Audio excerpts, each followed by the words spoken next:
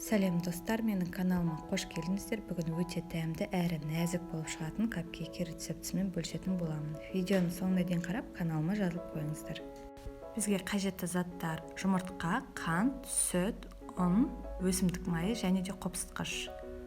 Ингредиенттердің толық мөлшерін описание бөлігінде көрсетемін. Алдымен жұмыртқа мен қантты жақсылап араластырып аламыз.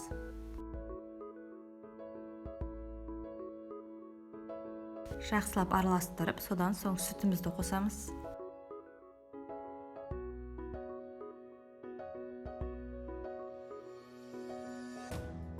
Сәл араластырып, өсімдік майын қосып араластырамыз.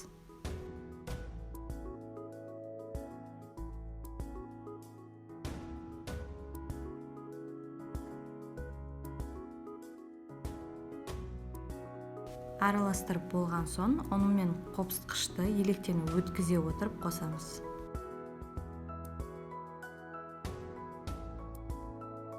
Ұнымызды аз-аздан қоса отырып араластырып аламыз. Осылайша ұнды үшке бөліп қостым. Егер сіз барлығын қосып жіберетін болсаңыз, сіздің тестіңізде майда-майда комоктар болып қалуы мүмкін. Сол себепті ұнымыздың шамалы бөлігін қосып, жақсылап біркелкі болғанша араластырып алып, қалған бөліктерін қосамыз.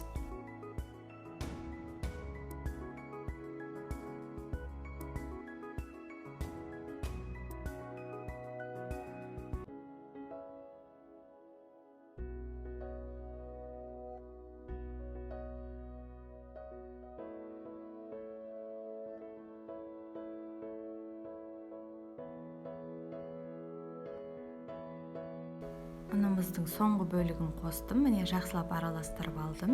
Осындай бізде тесті болу қажет. Енді осы тестіні формамызға құятын боламыз.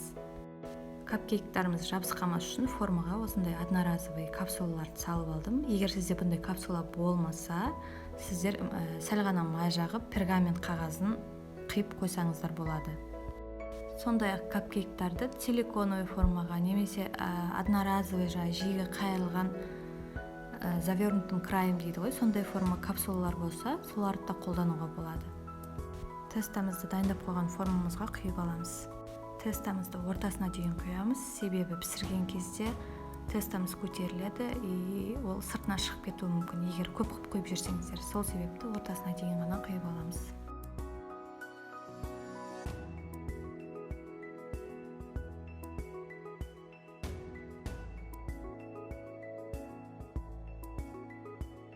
Біз дайындаған тестадан шамамен 15 дана капкейктер шығады.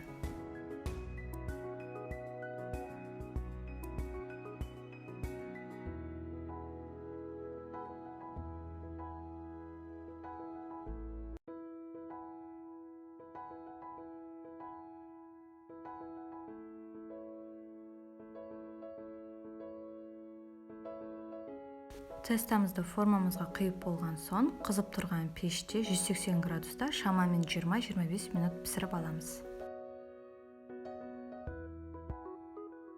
Біздің капкейкелеріміз пісті. Енді осы капкейкелердің ортасын сәл кесіп алып, ортасына сгущенка немесе варенка салсаңыздар болады. Әрине өз қалауларыңыз бойынша. Енді капкейкелеріміздің кремін дайындаймыз. Ол үшін клейгейімізді миксердің көмегімен жақсылап араластырып аламыз.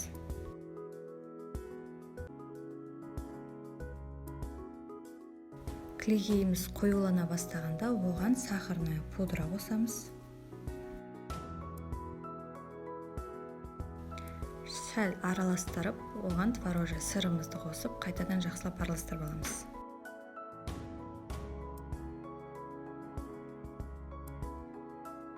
Яғни біркелкі болып қоюланғанша араластырамыз.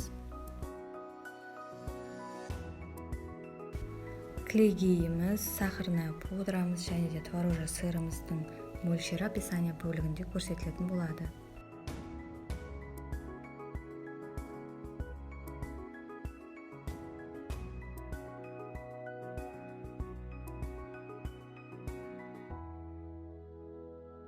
Капкейкіміздің кремі дайын. Енді осы кремімізді кондитерский мешокқа саламыз.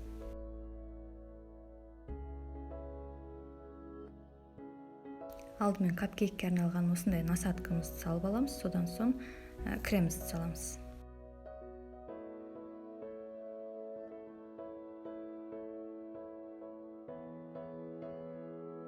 Егер сізде бұндай насадка болмаса, шай қасықтың көмегімен кремімізді жағып, үстіне посыпка сепсеңіздер де капкейкаларымыз әдемі шығатын болады.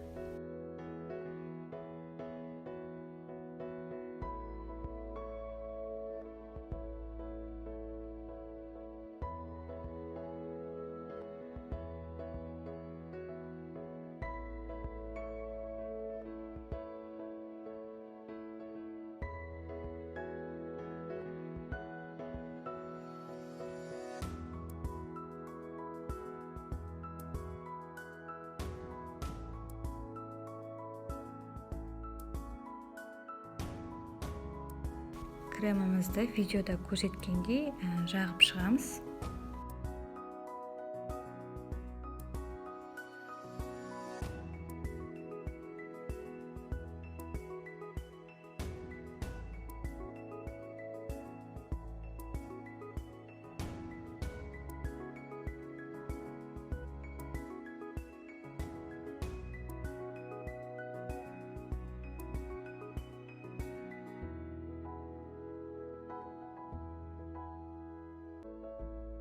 Капкейктарымызды өз қалауымызша әсемдейміз. Өз қалауларыңыз бойынша жеміс-жидек, немесе шоколад, немесе арнайы посыпка қолданып әсемдесеңіздер болады. Біздің капкейктарымыз дайын. Видеоны соңына дейін көргендеріңіз үшін рахмет. Видеоны аса лайкпен қолдап қойыңыздар. Алдағы жаңа видеоларды жіберіп алмас үшін каналыма жазылып қойыңыздар. Сіздермен бірге болған Лаура.